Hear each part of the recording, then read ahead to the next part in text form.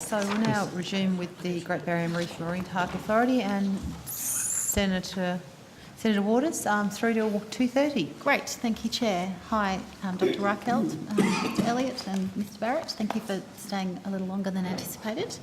I'd like to just start by going over some of the areas that some of the other senators touched on, but I had some follow-up questions to clarify around. Can you just clarify for me? So last budget, you lost your 2.8 million over 4 years, which was a projected staffing reduction, and you ended up losing, I think it was 5 of your very senior staff. Can you just confirm for me if you've lost any more since then, either actively or by their choice or yours? And you also said, one of you said that you weren't anticipating there being any further staff losses.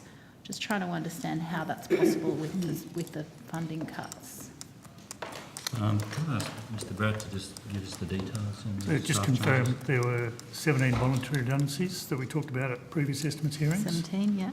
And that's taken course from a period from April last year through to March this year. And they're the only planned staffing reductions. So when we went through that voluntary redundancy process, we went through reorganisation and re-established what the priorities were for the organisation and restructured accordingly to where we needed people. And that structure's now in place going forward for the next 3 or 4 years. Okay, so is that how you're saying you don't anticipate there being further staff reductions? Correct, yeah.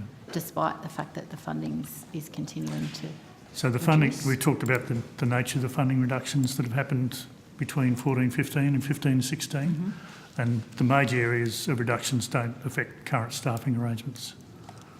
Okay. So, like for example, the Crown of Thorns starfish funding isn't in our budget for next year, but there's been a subsequent announcement by the Minister. That doesn't affect those staffing figures. Okay, thank you.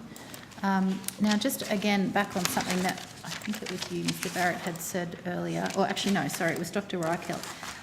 Senator Singh was asking you about the 5 new aspects of work that you will do as a result of your Reef Plan commitments, and you said that you will move to those areas and drop away from others, but didn't get the opportunity to clarify which of those other areas you're going to drop away from in order to refocus your work on those 5 Reef Plan priorities.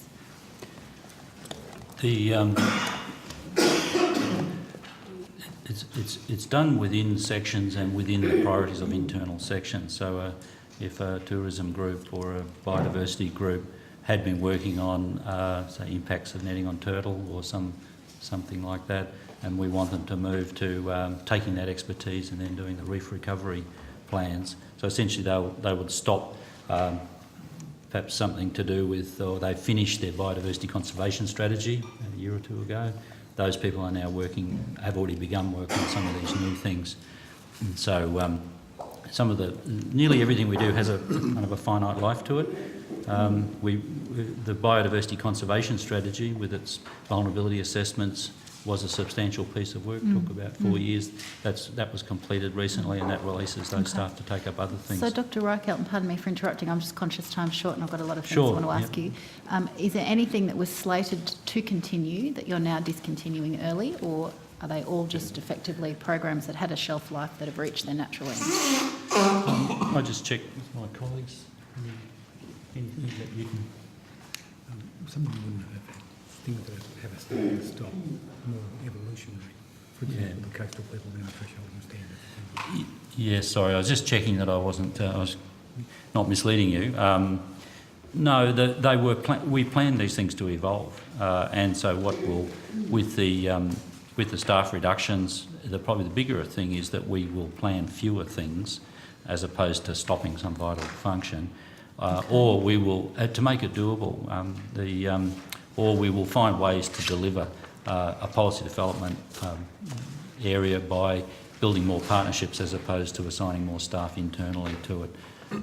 The cumulative impact study assessments, for instance, has already had some considerable pro bono help from CSIRO. Thank you. Yeah, I'm going to come to that. So just we will plan fewer things. Is there anything that you had already planned that you're now not going to be able to proceed with, given your refocus on the Reef 2050 activities? Not that I can recall here. This reviewing of our plans has been happening now for 3 or 4 years. Okay, thank you. All right, so moving just quickly to staffing. How many of your staff are currently involved in on-ground compliance and enforcement? And how many are doing assessments and approvals as at today, or as close to today as possible, compared with September 2013? The field program as well as the permits. Now, I can't guarantee I'll be 100% accurate with these figures, Senator, but our field management compliance unit has, I think, approximately 22 or 23 staff. So they're employees of Gabrumpa whose main focus is compliance, zoning plan compliance in particular. That field management program also funds Queensland staff from Queensland Parks and Wildlife Services, some of whom do compliance work, but I wouldn't be able to give you a figure for that. Our environmental assessment and protection section has approximately 21 staff in it, and approximately half of those are dedicated to, if you like, the permit assessment process.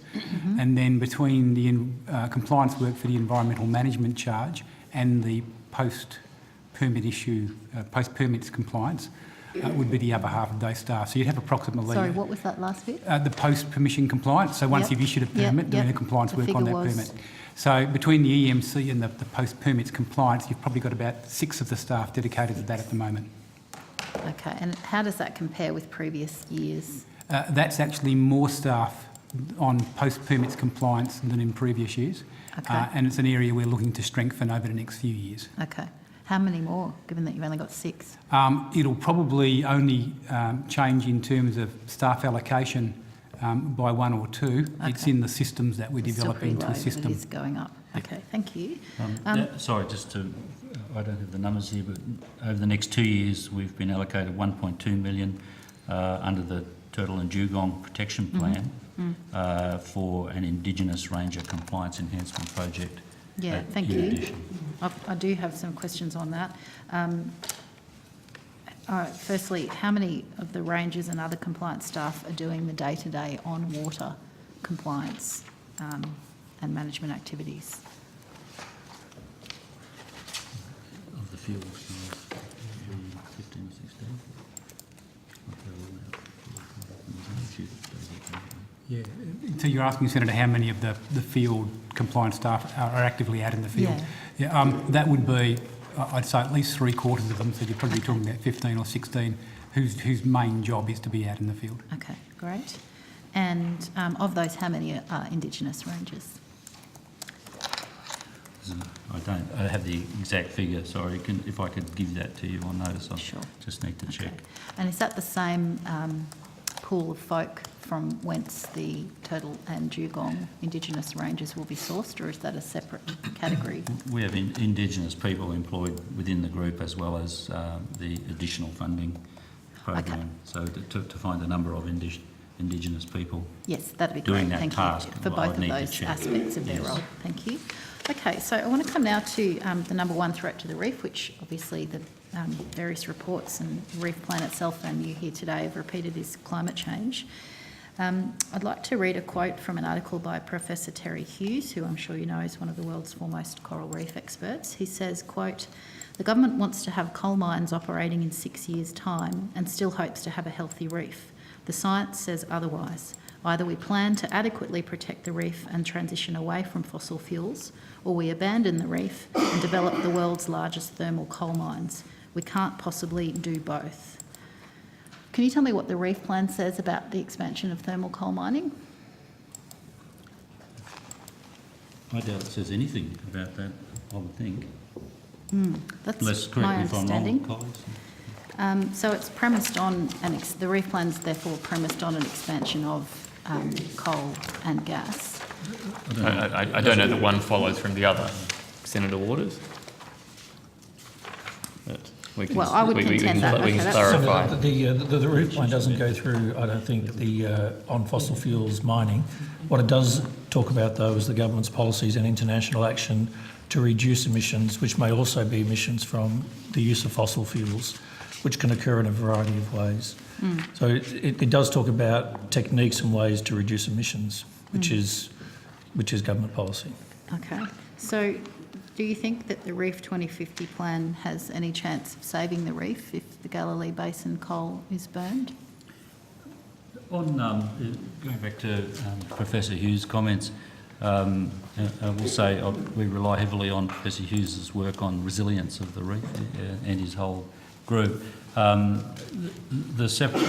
see a strong separation between the global. Sorry, can I just get Hansard to turn the volume up, please? Apologies, Sorry, should I speak up? Or is that okay? If you can, that'd be The question comes down for the management of the barrier reef, how you weave in the global issue of climate change and fossil fuel burning.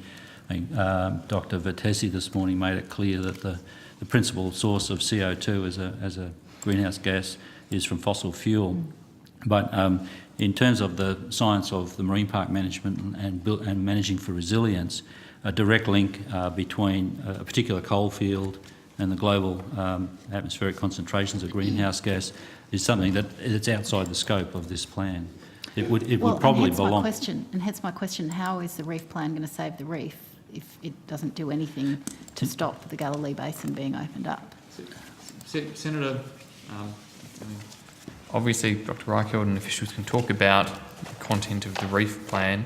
And there's an underlying premise of your question there, which seems to suggest that one particular source of fossil fuels is the cause of future climate change challenges, when of course there is a very strong and robust market in the provision of fossil fuels around the world from different locations, and one mine, if it's not in operation, is likely to see multiple mines. If they're not in operation, are still likely to see fossil fuels provided from the marketplace elsewhere around the world.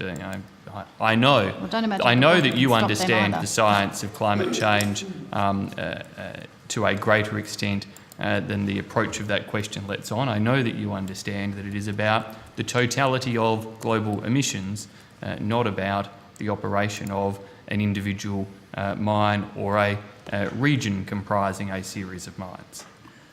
I'm simply putting to Gabrumpa Minister, and thank you for your explanation, I am across all of those issues. When you've got the world's foremost coral reef scientists, and I've got another quote here from another scientist that I'll go to in a minute, that are saying that the reef plan is effectively not going to work if you ignore Galilee Basin coal mines, how is it that Gabrumpa and the government can hold out the Reef 2050 plan as this great solution to save the reef? Well, I think it has to be answered in the two parts that you were discussing a second ago. There's several pages in the plan. It's not that it doesn't discuss it, but it separates it as a system for coral reefs, as a problem for coral reefs worldwide, not just the Great Barrier Reef. And it talks in here about things that are outside the scope of the Marine Park Authority, but in relation to emissions. Doesn't mention the Galilee Basin mines, though, does it? I don't believe so. Just looking, because it's talking about the United Nations Framework Convention on Climate Change and that separation. The strategy for managing for resilience in the reef has had a lot of input from the same professor, actually, who's written some great papers on it.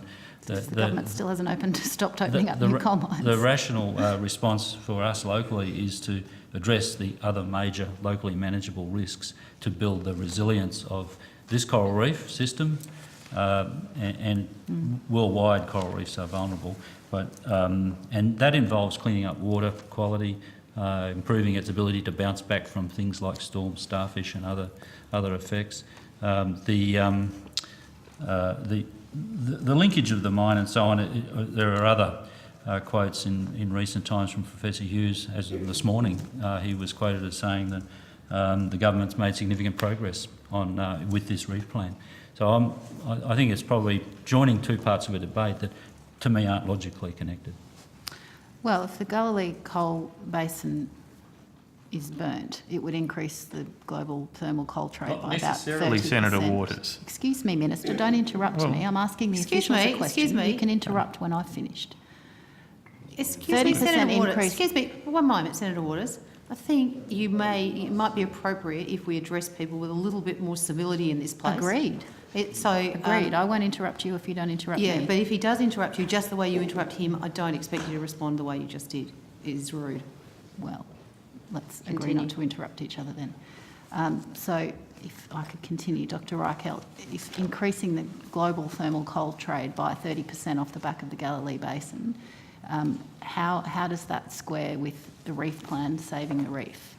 Senator Waters, I just take issue with the premise of your question there that ignores the fact that there is a global trade in fossil fuels and seems to work on an assumption that the Galilee Basin is the sole potential source of any future burning of coal and generation of emissions, and that's transparently not the case.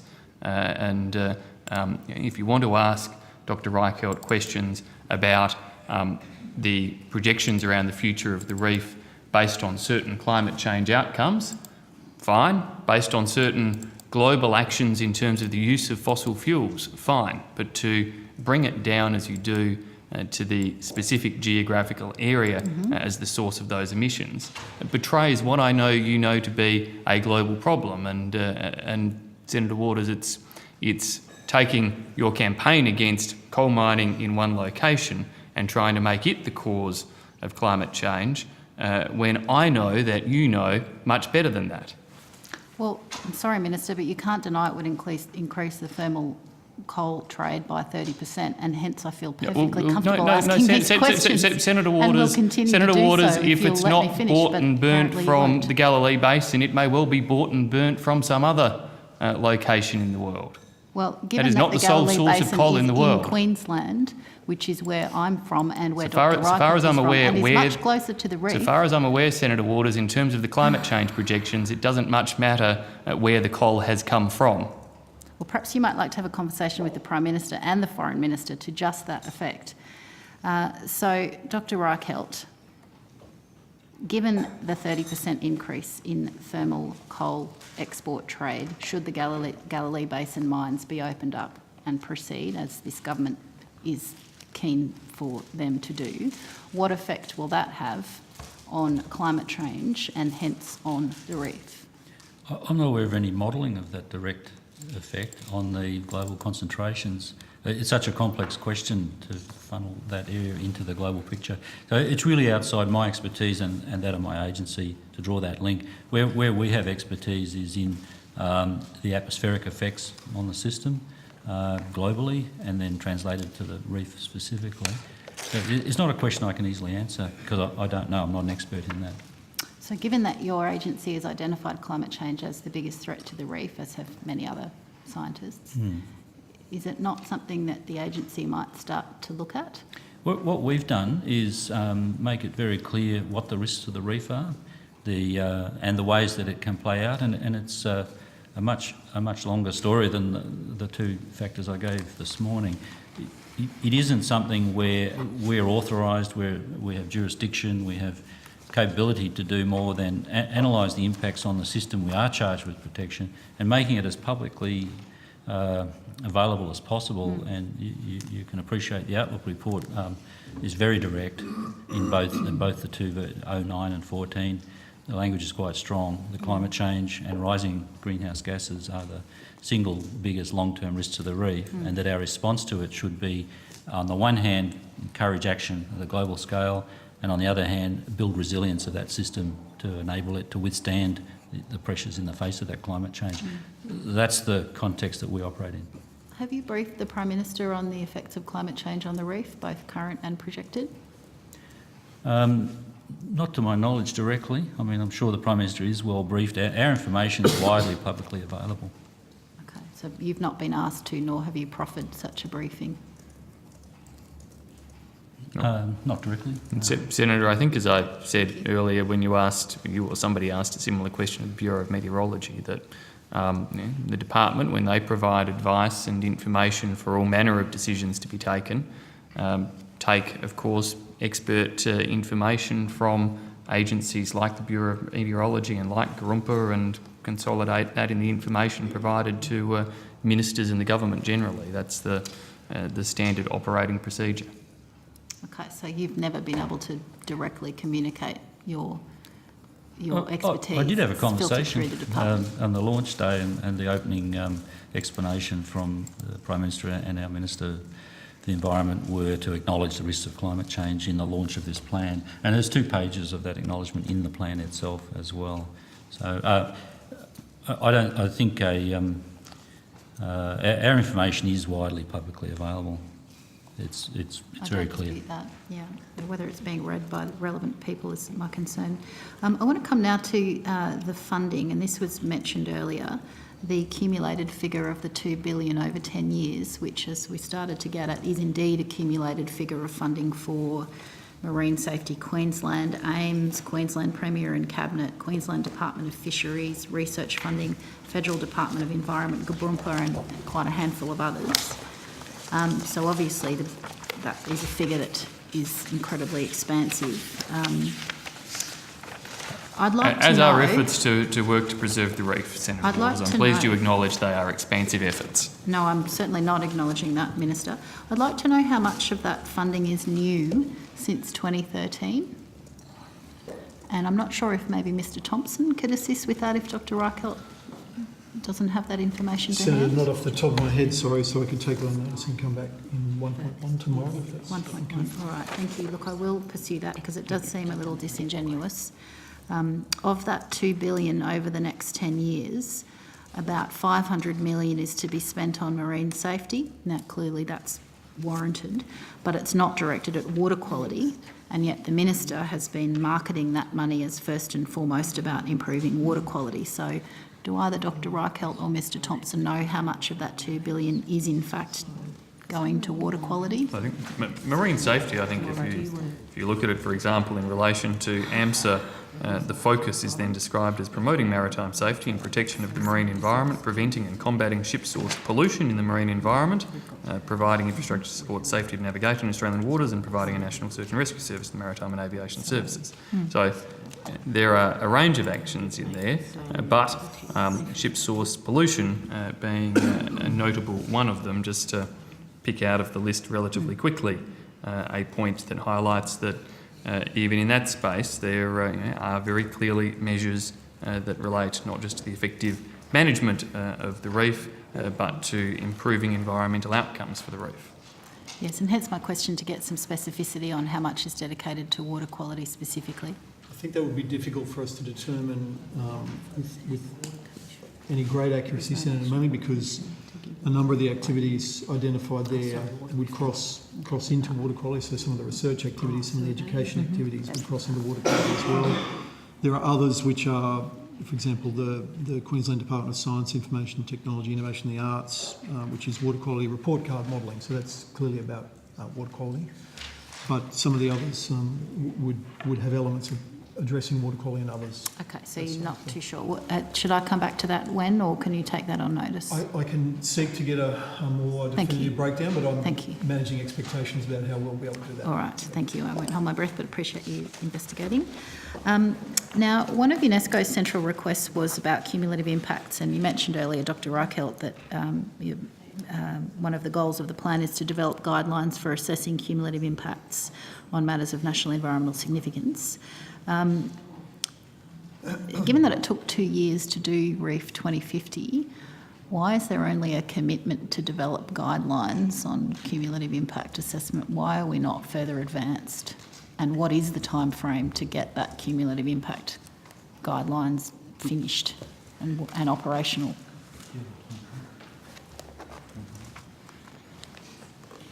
The idea for cumulative impact analysis globally itself isn't new. Canada's done some, but and others. But in our environmental approvals process, our view was it was underweighted, and that we needed to have explicit policies. Yeah. That was done in the strategic assessment.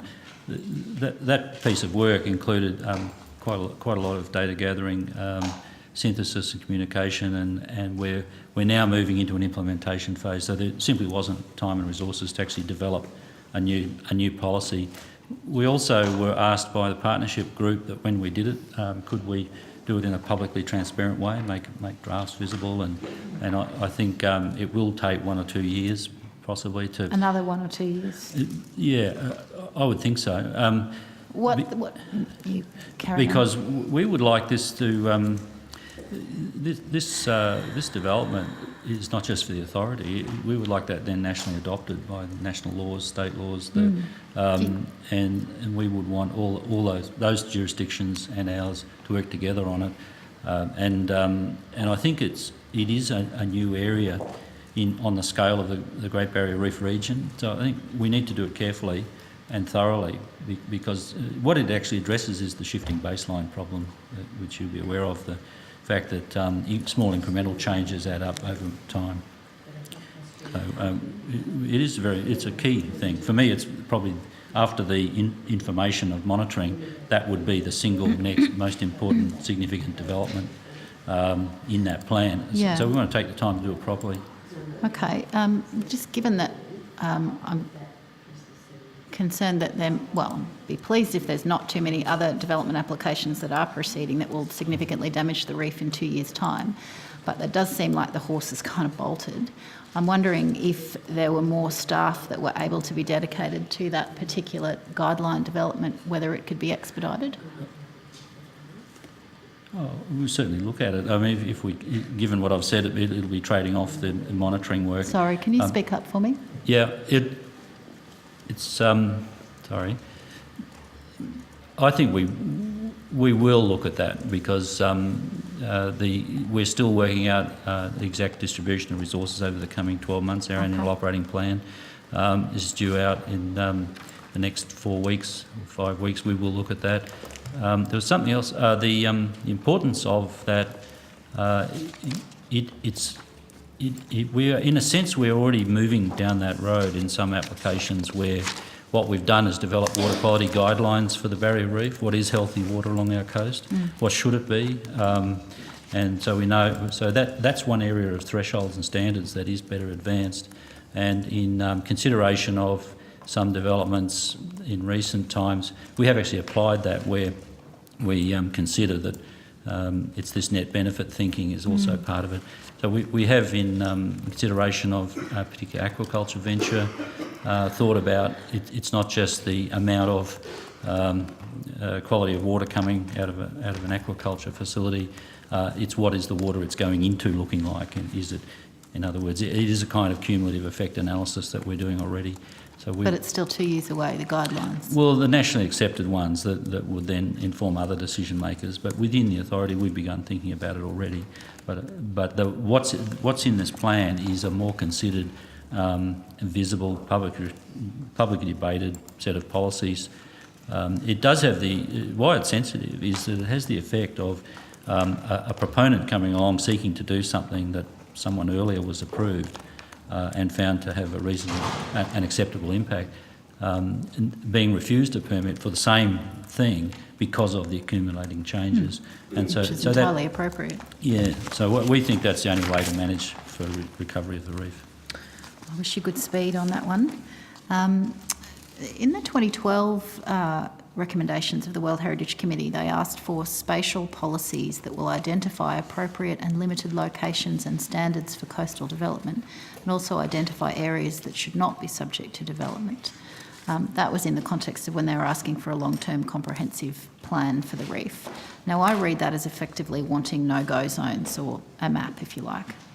Now, there's not such a map or designated no-go zones in the Reef 2050 plan.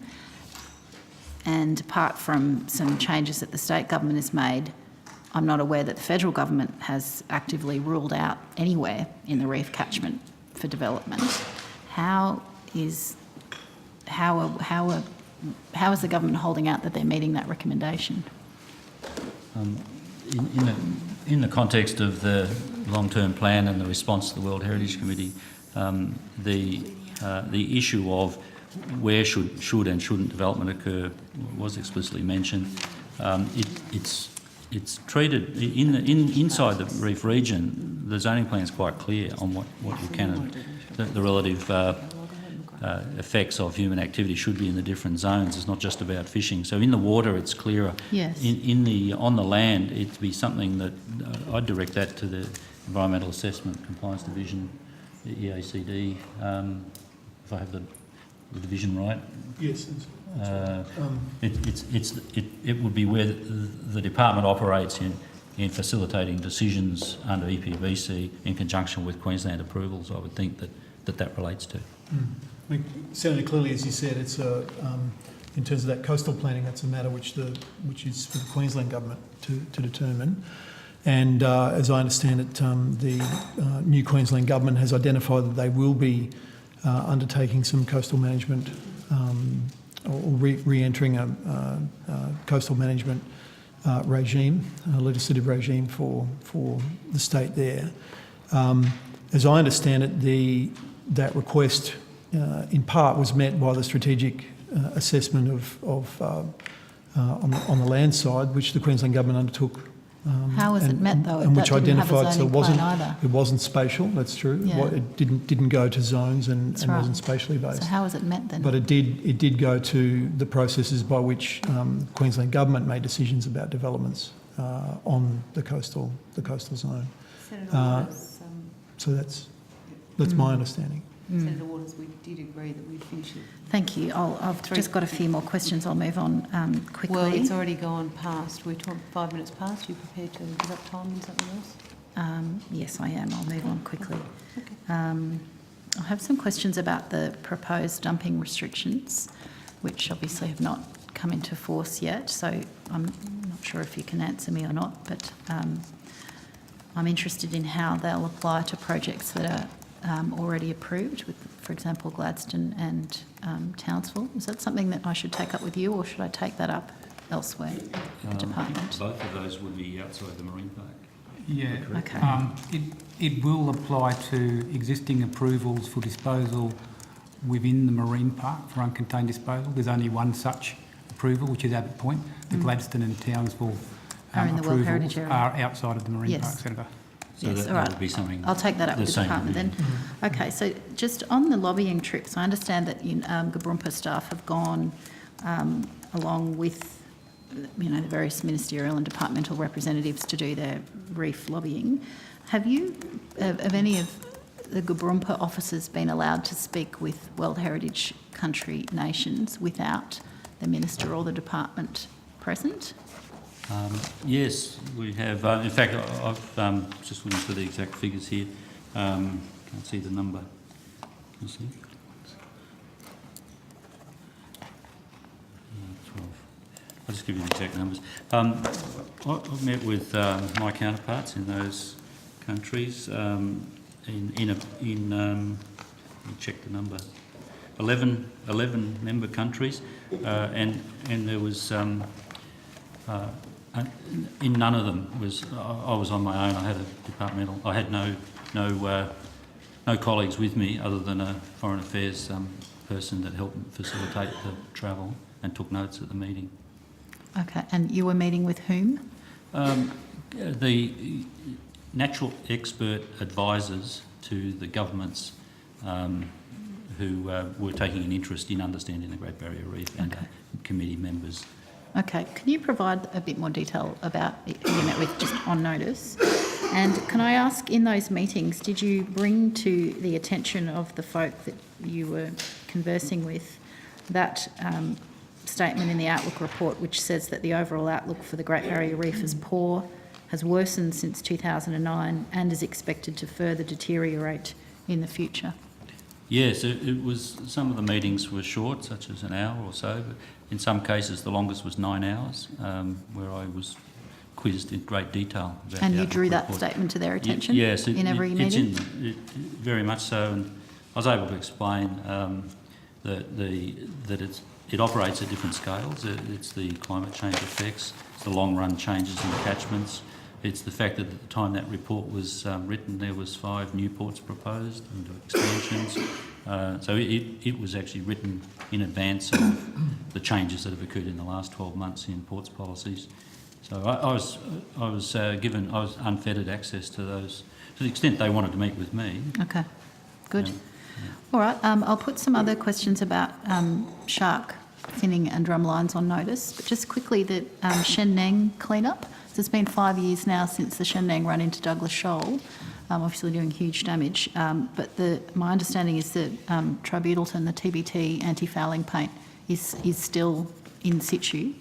Why has no cleanup effort been started to remove that TBT yet? We've documented several times now and confirmed what you say. The paint is still there in concentrated depressions in the sea floor. And it is a toxic cap TBT paint. We're in the middle of a legal action against the ship owner, the Shenzhen Energy Company, we're seeking them to meet the costs of the clean-up. It's our view, and as briefed by the minister's view, that it should be done as soon as we possibly can. So it is urgent. It's sitting. It's essentially preventing the natural recovery processes in that 50 plus hectares of seafloor. So why is Gaboompa not cleaning that up and then seeking reimbursement from the company? Why are you letting it sit there? It's a resourcing issue. It would be a substantial cost beyond the capacity of our budget. Okay. In what order? It would exceed 50 million. Have you sought to have additional support from government to clean up that toxic mess? The litigation that's underway comes under the head of nationally significant by Attorney Generals. It remains our best avenue to achieve those funds, but it is an issue for the authority. And we've repeatedly made it clear through the courts to the company and the insurers, the Property Protection and Indemnity Club in London, that of our wish for them to. There is an insurance system for shipping accidents, so we're seeking that pathway as well. Thanks, Dr. Rockhill. Thank you, Chair.